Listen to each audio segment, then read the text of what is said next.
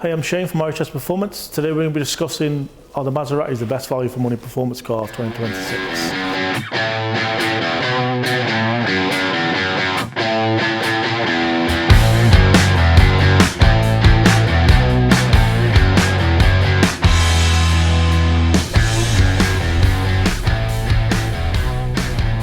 In front of us we've got the Maserati Ghibli, which is a 3-litre V6 petrol.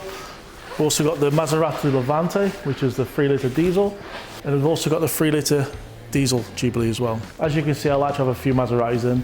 I personally owned a Ghibli a while back, and then I brought a Gran Turismo with a V8 in, and I loved it. So these cars used to cost 70, 80, 90,000 pounds new, and you can get one for the price of a diesel Golf now. And I generally think people have got Maseratis wrong with reliability. I think people have got it wrong for the same reason as any car. I think if you Google any model of car, you won't buy a fucking car. Because only on Google, everything's bad. So, but they have got a bad reputation from the past, same as Alfa Romeo's got a very bad reputation, but now they're a lot better. People see Maserati or Ferrari and get instantly scared about it. Them engines share the same DNA as a Chrysler, and the diesels share the same engine as a Jeep Cherokee, but Maserati have done their own bits to it. The only reliability issues I've ever had with, and I've had a lot of these now, with the diesels, there's a pipe on the front and the engine cover rubs it because it's rubber. It's like 25, 30 quid for the pipe. So that's the only other thing I've had, touch wood. Other than that, they've been fantastic cars. That's why I sell so many of them. And personally, I drive this every day and I love it. Why do I think they're great value for money? Well, this one's listed at £20,000. List price is about 60, 65 grand when it was new. For a start, just look how it looks. It looks so aggressive. You've got 360 cameras all around, you've got a pan roof, blind spot assist, lanes assists, huge wheels, air suspension, sport suspension, and it's also got a speaker in the exhaust, so it sounds like a V8.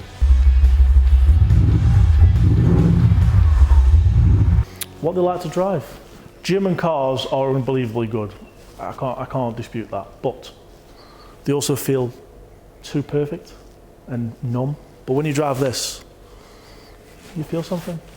And every time I've drove one, I generally just, there's nothing that I've drove, and obviously yeah, I'm a salesman, that's fine, but there's nothing compared to how this makes you feel, whether it's a diesel, whether it's a petrol. Whenever I go Gran Turismo, I fucking love that car. And I've never driven anything like it in my life. I've had a lot of performance cars, M5, C63s, everything. And I would buy that back today if I could, no problem.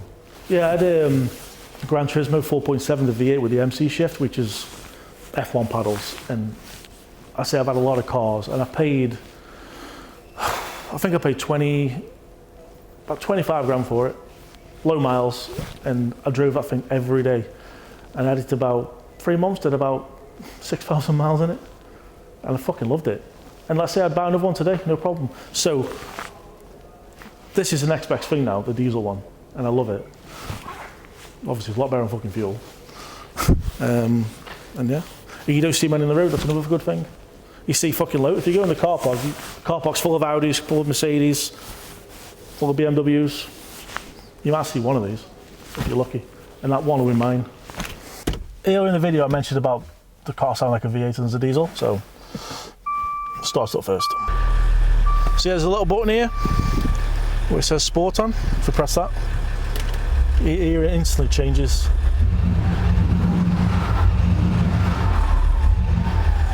How can you not want that noise? You've got to drive around with that all the time as well, so I don't know why somebody would drive around in normal. That's just boring. That sounds shit. When I first brought my first Ghibli years ago, I went to, I can't remember where I went exactly, but I went on the train to the train station, and the guy picked me up, and I genuinely fucking thought I brought a petrol instead of a diesel. I didn't realise it had speakers in the exhaust till I got in the car, but I thought I brought the wrong car. So, talking about value for money, look at this Ghibli, which has got the 3-litre V6 petrol in, and this is on the website for like £15,900.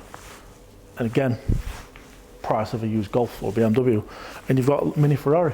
So yes, it is running a Chrysler engine, and yes, it does have Chrysler DNA, but Maserati finished the recipe.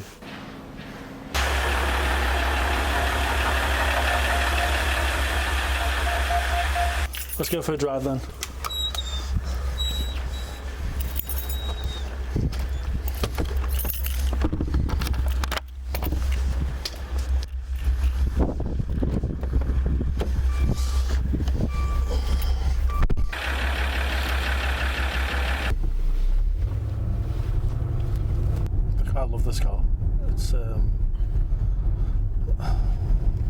I said, there's a lot of cars you can go buy. You can go buy Range Rover, or you can go buy an X5, and obviously I've got X5s in stock, and yes, I do sell them.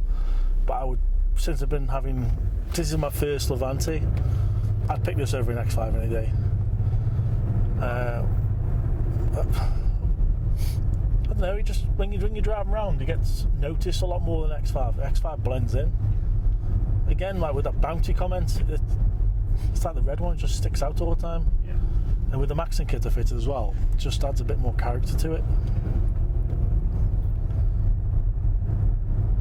Would I recommend one to everybody else? Yeah. But I think people need to understand the maintenance side of it is you can't maintain one of these like you can afford. You can't maintain one of these like you can afford Fiesta. So if you financially stretch, or it's going to stretch every penny, buy an X5. Yeah. But if you want to drive something different and feel something different, 100%. If you've never driven one and all you ever see is bad reports online, come down, come see my unit, have a test drive, and you'll change your opinion very quickly.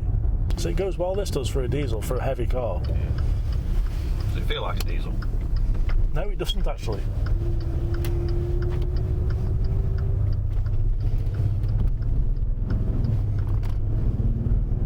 And all these cars share the same gearbox, which is a ZF, and ZF's one of the best gearboxes in the world.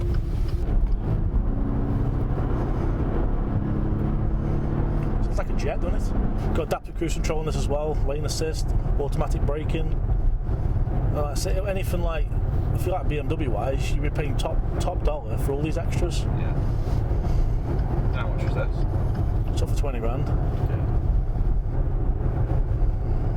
Got CarPlay, Android Auto, pan roof, cameras all around it, sensors, heated seats, adaptive cruise, braking, lane assist, memory seats, electric seats, sport suspension, off-road mode, so everything this fucking car has. I said, we keep driving down here and I've not seen another Maserati yet, and you won't see one. It's the only diesel to make me smile with that noise. I know it's fake, but it still sounds fucking great.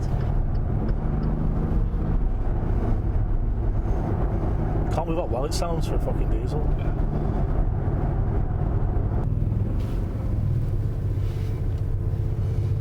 I love the speedo as well, it's so nice.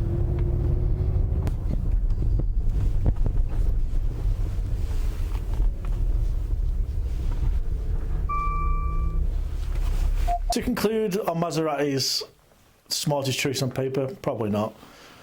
But the other car that you drive make you feel like a Maserati. Every time you drive a Maserati, you aren't just driving, it feels like an occasion.